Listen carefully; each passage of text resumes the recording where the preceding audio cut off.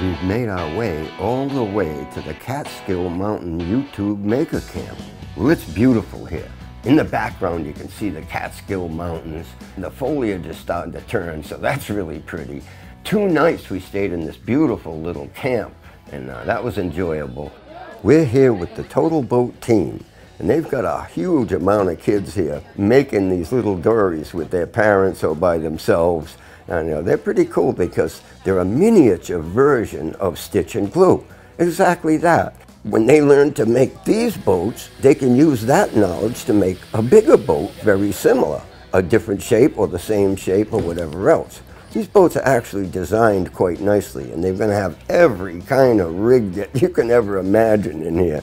I like working with my hands, and it's fun for me to see these kids enjoying themselves building these little boats. I'm actually watching these kids walk around with a big smile on their face. They come to see my little exhibit, and they come with their boats and show me them. They're actually going to have a greater time when they take them out in the pond and race them. And the whole place is just going to enjoy themselves.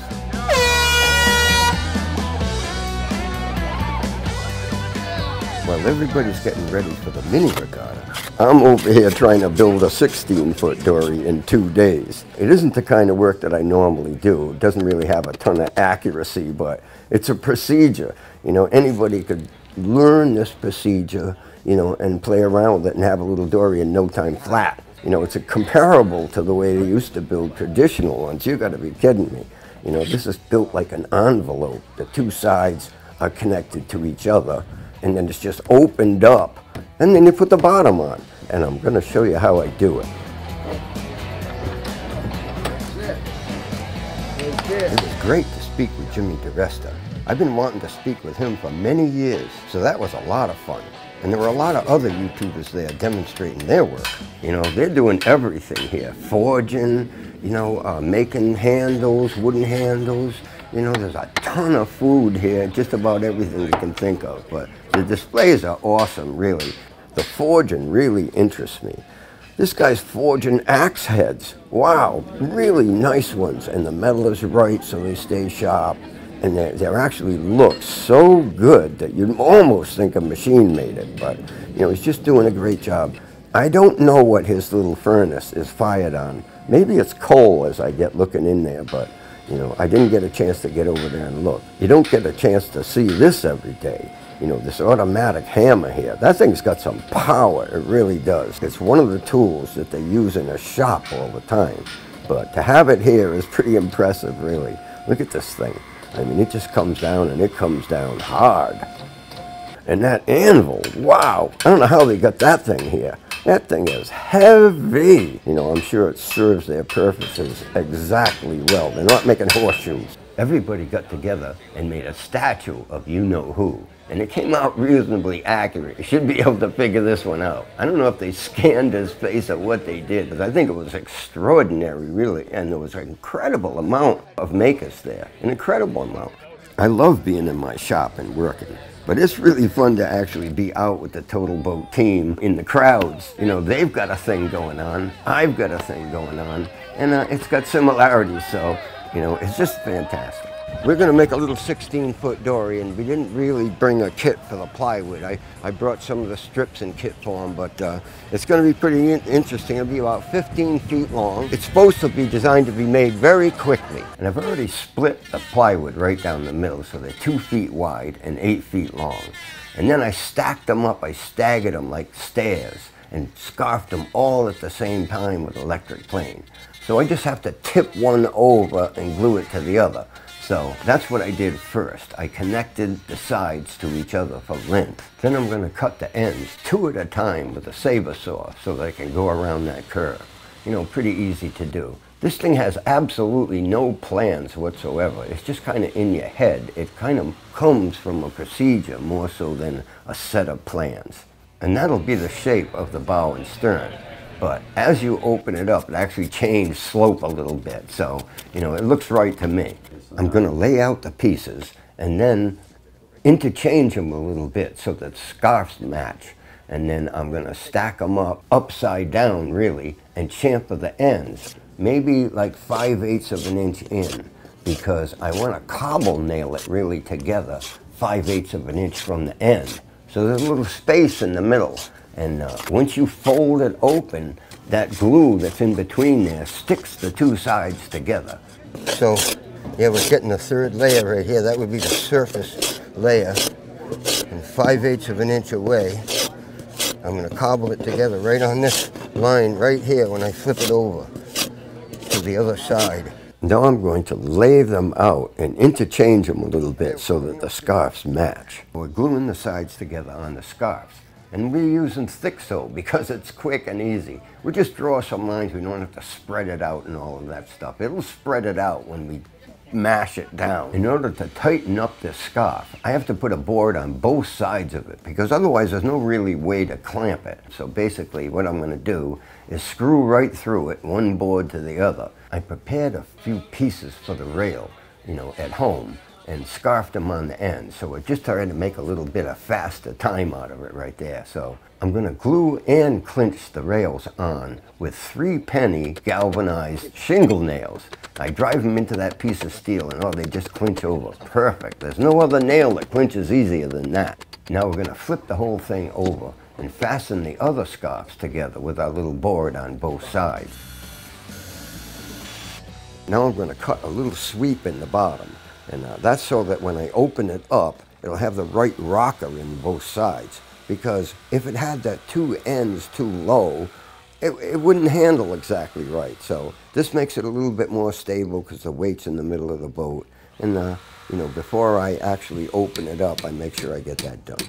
Now that I've got both sides prepared, I'm clinching it together right on the ends with cobble nails, actually. I could have used 3-penny shingle nails, but these things work really good. I went down to the shoe store and got these. And I've got Andrew holding a little block of steel on the other side, so we clinched the nail over on that.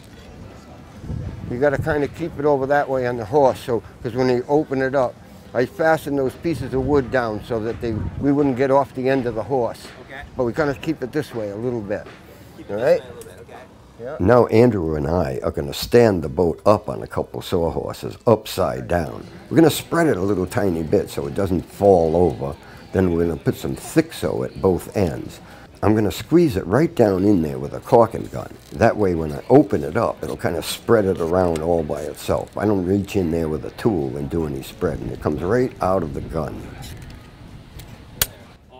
Now this is the part that's kind of fun. We open it up and put some spreaders across. They're made out of electrical conduit so that it will kind of dig into the plywood on both ends and not slide out. And that was a pretty interesting thing because I used to have to put spreaders and nail them in there, but this makes it a little bit easier.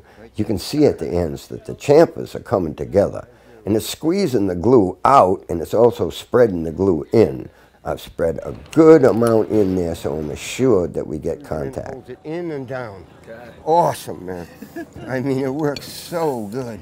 Now we're going to use some wire to actually pull at the two chine logs to get the right width at the bottom. The right beam right there. And this is a new kind of way that I've never done it before, but it seems to work out pretty good. You have to drive some nails on each end to wrap the wire around, but it's no big deal. It's adjustable. If you use a stick or a spreader of wood, you kind of nail it on in one spot. You can't move it around. You can't adjust the width of it. I want it to stay nice and stable because the next thing we're going to do is clinch on the chine logs. And it really is nice to have somebody else help me. Andrew's doing a great job. Once I'm satisfied of the shape of the boat at the bottom, it's time to fit and install the chines. Now I have to leave the chines up a little bit over the sides because I'm going to chamfer that off to accept the bottom. I'm checking it across with just a straight edge because the bottom is straight across. So once I plane it just right, it'll accept the bottom perfect. Now we're going to put on the bottom. We're going to stick it on there temporarily and trace it. Then we take it off and cut it out. And then, we scarf the two ends and do the same thing we did at the sides. The only difference is I'm going to make this scarf and glue it together on the boat. And, it works out really well, too. I can use my sticks inside, do exactly the same method, use the thick sew because, it doesn't take any time. And it's easy to do. And once I get that all done, I'm going to pick it up and put thick sew on the very, very bottom of the chine, all the way from one end to the other. and then I'm going to nail it down, but I don't want to rely on the holding power of the nail. So what I want to do is squeeze this down nice and tight, and the way I'm going to do it is drive the nails on 2 different angles. So you have no tendency actually to pull out of there. So that does a nice job holding it down. Then I have to chamfer off the bottom at the same angle as the sides.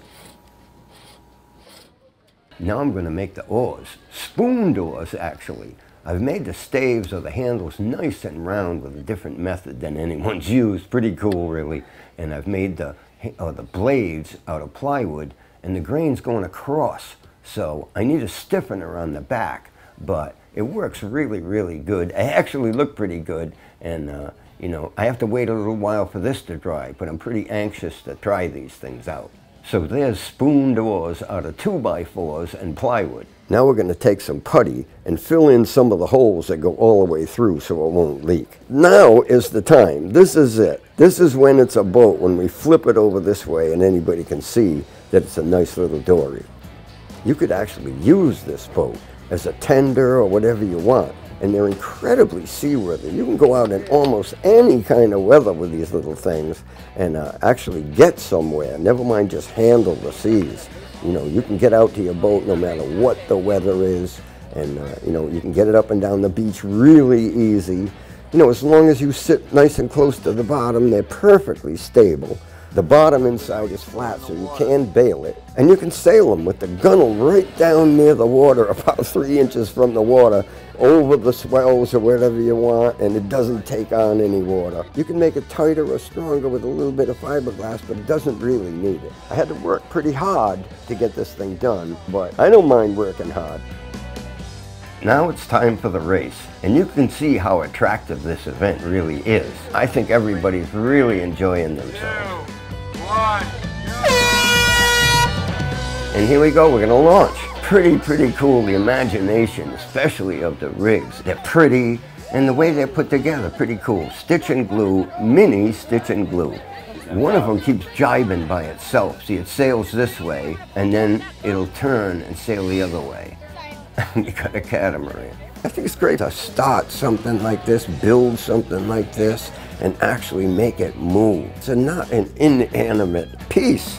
We had a great time all weekend. We're gonna come back. We have to come back.